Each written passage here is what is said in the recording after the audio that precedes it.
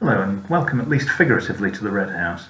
My name's Chris Hilton, I'm the head of archive and library there, and I'm here to tell you a little bit about that institution and how it fits into the Unlocking Our Sound Heritage project. The Red House is a 17th century farmhouse originally, expanded over the years. It's on the outskirts of Aldeburgh in coastal Suffolk, and it's notable in particular because it was the home for many years of Benjamin Britten, the classical composer, and his life partner and muse Peter Pears, the operatic tenor.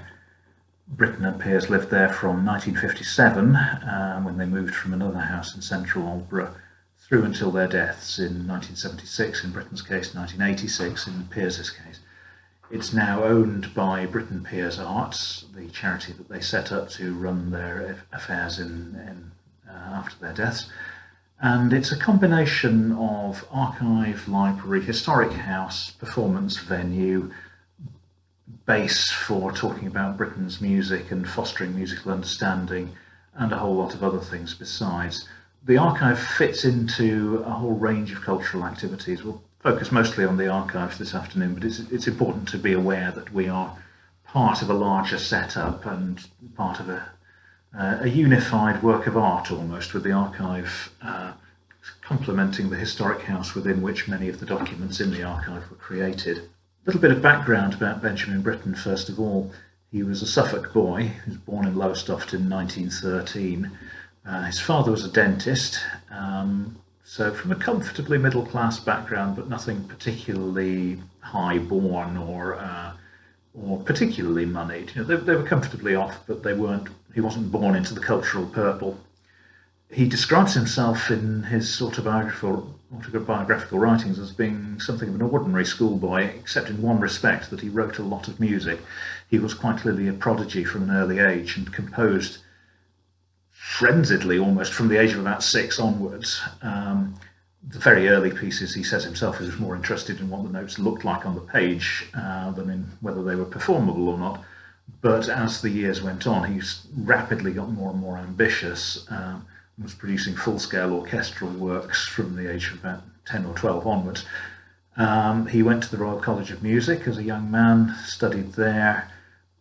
In the 1930s, when he came out of the Royal College of Music, he formed part of the circle of young, politically radical and usually gay men around the poet W.H. Auden, and worked for a while with Auden in the Post Office Film Unit. Most notably, they collaborated on the famous film Night Mail, for which Auden wrote the words and Britten wrote the orchestral soundtrack.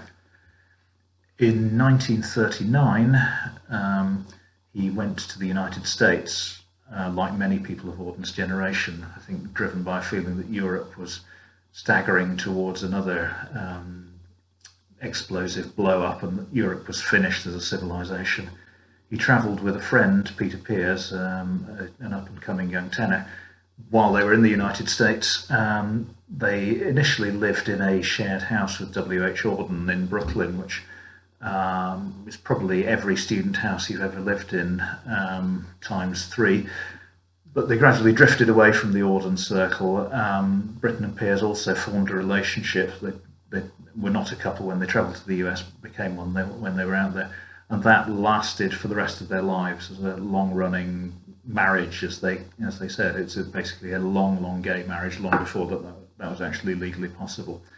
The plan when Britten went to the United States had been to perhaps get work at Hollywood, working in film soundtracks, but that never really took off. However, in California, Britten did undergo a striking event that was to shape the rest of his career. In a second-hand bookshop in California, they stumbled across the poems of George Crabbe, who was a late 18th, early 19th century poet who had been vicar of Aldeburgh for many years. Specifically, Crabbe's long poem, The Borough, which is to do with Aldeburgh as a rather poor back end of beyond, limited little place. And within that, the story of Peter Grimes, the outcast fisherman who incurs the wrath of the town and eventually ends up drowning himself. Britten says that essentially coming across this book was the thing that made him realise he needed to go back to England, he needed to go back to Suffolk specifically, and he needed to write an opera based on this story. And so that's what they did. They returned to England in the middle of the Second World War, Both men were pacifists, so they performed their war service by essentially gigging frenziedly around the country in a transit van. There's scarcely a scout hut in Britain that Britten and Pears didn't play in at some stage during these years. And Britten wrote in his spare time the opera Peter Grimes, which premiered in 1945 and basically revitalised the art of opera in English. That makes Britten a star at the age of, I think, 31. And from that point onwards, Britten is the UK's leading classical composer. He writes numerous operas. He most notably he's commissioned to write the War Requiem for the reopening of the new Coventry Cathedral in 1962. He writes a lot for Peter Pears. Eventually, he becomes the first musician to be awarded a peerage for his work, becoming Baron Britten of Aldeburgh in summer 1976, and then dies at the Red House at the end of that year. The Red House passed to the Britten Pears Foundation, now part of Britten Pears Art, immediately after Pears's death, and it continues to house the two men's belongings. It is essentially a time capsule of how they lived there, and it also has, across the lawn from the main house, a state-of-the-art archive repository, which is where I and several other members of the archive team look after what is probably the biggest freestanding composers' archive in the world. There are various composers who've left us a lot of papers, but they tend to end up in bigger institutions like the British Library or the Smithsonian Institution. Britten Pears Archive at the Red House is probably the biggest that's dedicated to a particular composer. And it contains a rich mix of what you would expect and what you wouldn't expect, I suppose. Most obviously, it does contain the music. That, as you would expect, we have the manuscripts of pretty much all of Britten's works. There are one or two that got away and which are out there somewhere. But the vast majority of Britten's works, we hold the manuscripts from first scribbled sketch through to finished product. That includes not merely the ones that were published in his lifetime, but also the juvenilia. So from the age of about 6 onwards, as I say, he's writing stuff, and unusually he kept it all. So we have all of that from, as I say, first sketch to finished published product, and sometimes even on after that. You sometimes have in the published version little scribbles saying this should be a B flat rather than a B, please change it in the next edition. There are also, of course, the words, because Britten works largely in opera or in song cycles. Notably, he writes a lot for Peter Pears. Pears is his muse, and Pears is always in Britten's mind when he's writing. So we see the words, the libretti of his works taking similar shape from first scribbled sketch through to finished product. And again, that process is all documented in the archive. Perhaps more surprisingly, we also have a detailed archive of the stuff that Britten didn't write. And I'll explain that. Obviously, he writes a large number of finished operas, but there are also projects that are aborted, that are mooted and never come to anything, or which Britten starts and then for various reasons changes his mind about. So, for example, he and Pears in the late 1940s were planning to do an opera based on King Lear, and we have a copy of the Penguin Shakespeare edition of King Lear covered in pencil scribblings, in which they've gone through it, adapting the play into a libretto, saying keep this bit, lose that part, and so forth. That was reasonably well advanced, but came to nothing. They planned to do an opera of Mansfield Park at some stage, and we do have a copy of Mansfield Park in the archive with the cast list proposed, penciled in on the back. Nothing came to that one musically. Perhaps most tantalisingly, there's a letter from Spike Milligan in the archive dating from the mid-1960s, suggesting to Britten that the two men should collaborate on an opera based on Alice in Wonderland. Milligan to write the words, Britten to do the music. And that could have been the single weirdest cultural product of the 1960s, and somewhere, I hope, in a parallel universe, that actually happened, and I really want to hear it. Sadly, Britten was fully booked at the time and couldn't make the time, and obviously Milligan changed his mind and went on to another project, and nothing ever came of it, but how I wish that had happened. For the projects that did happen, in addition to words and music, we've also got, because Britten is writing operas for performance, we also tend to have set designs, costume designs.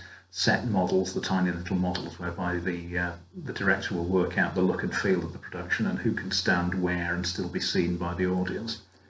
We have an enormous collection of programmes as well, of Britten's works largely, but also others that he simply attended. And they are not merely a history of Britain's own music, but a wonderful social history resource in their own right. You could write, for example, quite a detailed history of the rise and fall of smoking in society just by looking at the advertisements in the programmes. And there's a huge amount of correspondence, about 11,000 files of correspondence between Britten and various other members of society. And that covers a huge range. A lot of it is professional, obviously. There's Britten writing to patrons, people who organise festivals, people who want to record his work or commission a piece. But there's also fan mail to and from members of the public. There are random suggestions, like the letter from Milligan that I mentioned just now. There are things to do with his and Pears' political and pacifist engagements. So, for example, there's correspondence with Tony Benn about Benn surrendering his peerage in the early 60s, Britten signing up to support him in the campaign to be unable to do that.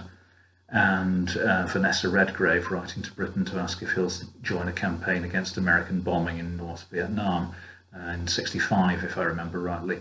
And that again is there with Britten scribbling on Redgrave's letter, yes. And if you look up the Times for that year, there is the full-page advertisement with all the names on it, including Benjamin Britten's. In addition to the correspondence, as we work further out from that core of Britten's music, one of the fascinating things that we hold at the Red House is a huge amount of financial documentation, which on the face of it sounds rather boring, but actually reveals all manner of worlds. Britten and Pears are, of course, self-employed, and they have to therefore fill out a tax return at the end of every year, saying how much they earned, how much they spent, how much of that spending was work-related, and so it qualifies for a tax rebate and so forth. And they've got to keep evidence of that in case they actually get audited. And so they need to keep evidence of their spending. They end up keeping receipts for pretty much everything that they buy over the many, many years that they live at the Red House. And so not only can we tell you all about their lives as classical composers, which is, classical composer and performer, which can sometimes seem a little bit recondite and rarefied, but we can also ground them in that ordinary human experience of being people who similarly needed to buy seeds for the garden, pay their gas bill, get their car MOT'd and so forth. There's a great deal of detail actually on Britten's cars. He was undoubtedly a petrol head, and the various cars that he owned over the years received a lot of attention from local garages. There was a particularly unreliable Jensen that he owned that has been the subject of some research by car enthusiasts. Those receipts are also a fascinating line of research into all sorts of other areas not necessarily connected to Britten.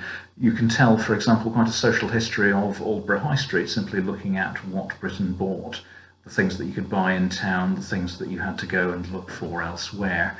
There are many businesses who may survive only in the form of these little bits of paper in Britten's archive. There's also an interesting amount of information on just the general evolution of shopping patterns. When Britten and Pears moved to Aldeburgh in the late 1940s, where they lived in the centre of town for 10 years before moving up to the Red House, it's very much the world of the Victorian butcher's boy on his bicycle delivering things to your door. Everybody has an account at the shop and it's settled up at the end of the month. It's a very Victorian world.